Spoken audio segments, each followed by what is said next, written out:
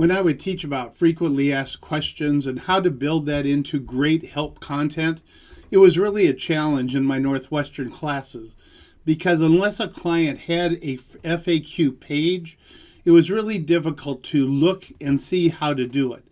Basically, I'd tell them to go and talk to customer service, see what the common questions are, talk to some of your customers and see what their questions are, and that was about it. But now with ChatGPT and other AI systems, I can develop FAQs that are very effective 5 different ways. So let me show you the different ways we can do it. The first is I can feed ChatGPT my website and ask it what kind of questions I would likely get relative to my products and my services. So let's see how that works. To accomplish this, I went to my client website and I wanted to copy and paste the URL. I then went to the web system and I went to the extraction tool, which I found on Tools and Blogs, and it brought me to how to use the text with ChatGPT. I could copy in the page URL, click here, I'm not a robot, and convert it to text. And so that's the entire process. I would then copy and paste this into the system. And so you see it starts with the copying and pasting of the Hvalac information into the system. Now I can start asking it about frequently asked questions. So the first question I asked is, based on our website, what are some frequently asked questions visitors are likely to ask? And it's given me a list of 10. Then what I did is I made a prompt that said, and I like this prompt, provide a persuasive salesy answer to each of these questions. Provide relevant links to Hvalac and discuss specific products relevant to each question. So what you're going to see is it will give me an answer, but not only gives me an answer, but it gives me a link to Hvalac so that I can use it. Now, what I'd want to do is to go through each one of these answers and see if it's appropriate, see if there's a better way to do it. You notice it always goes to Hvalac products, but there may be more specific ones that I would want to put in. So you just can't take these and use them, but it's your 85% solution. It gives you the answers to the questions it thinks it will most likely be asked based on its understanding of your website and your company. A second option is that I can teach it also about my product. So I could go a little bit deeper into my product page to really help it understand what I'm selling and the types of the way I'm structuring my products relative to the markets that I want to develop. So now I've asked it, what can you tell me about my products and services? I've trained it so it goes in and it looks for much more detailed types of questions. I then said, provide some compelling, persuasive answers to these 10 questions, and where possible, add links to Hvalac or cite Hvalac in your answer. And so it has now gone through and developed these that I might use on a frequently asked questions page. Notice here it stopped at number 7. So I had to say, okay, answer 7 to 10. So that's one of the reasons I always like to see the questions beforehand so that I know if it's giving me a complete set of answers. While a lot of people are really familiar with using the website and their products to get frequently asked questions, another great source is Reddit.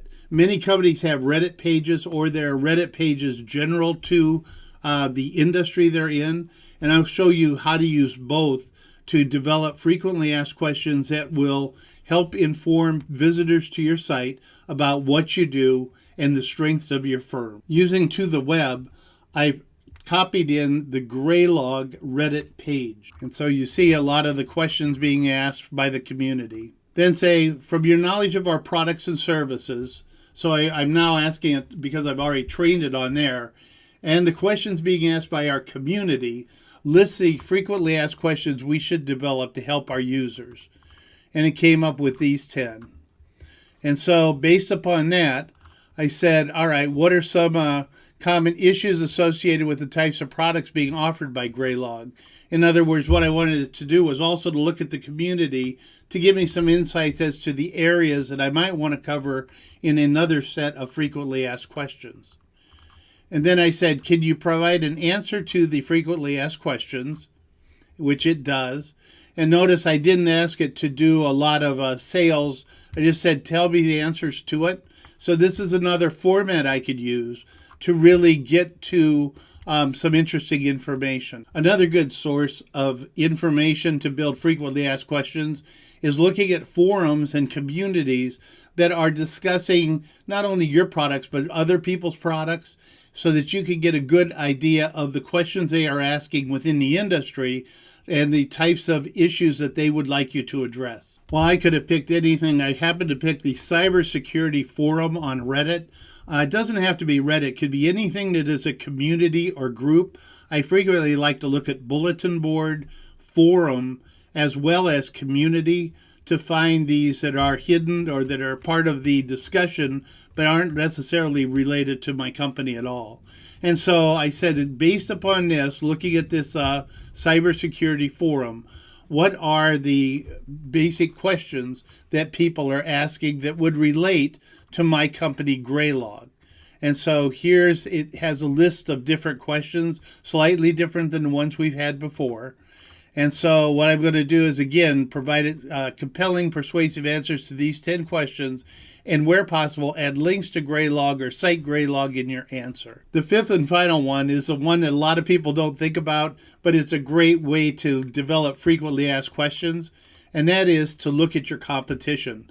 The questions they're asking in the competition can be reformatted to be answers from our company, and in doing so, we'll begin to understand the relationship between the two, and we'll understand where we are covering the competition and where we might want to develop frequently asked questions to add more value to our site. So let's take a look at that. I went out and looked for competitors to Hvalac, and one of them was Splunk. So I said, here's one of our competitors, and I just put in the Splunk URL. I also could have copied over the information to the web to do the same type of load. But I wanted to show you this. I thought it was interesting. When I put in the Splunk URL, it immediately started doing frequently asked questions. It knew what I was going to do. This is part of the training of ChatGPT. So it began to answer them from the standpoint of Splunk and the most common questions. Now, I don't want to use their questions. What I'd like to do is I asked it, what frequently asked questions are asked by Splunk that could be answered by Hvalac? Answer them in a persuasive, salesy tone, and use links to Hvalac and cite our software and services. So now it's gone through and it does, how does Splunk compare to other log management systems?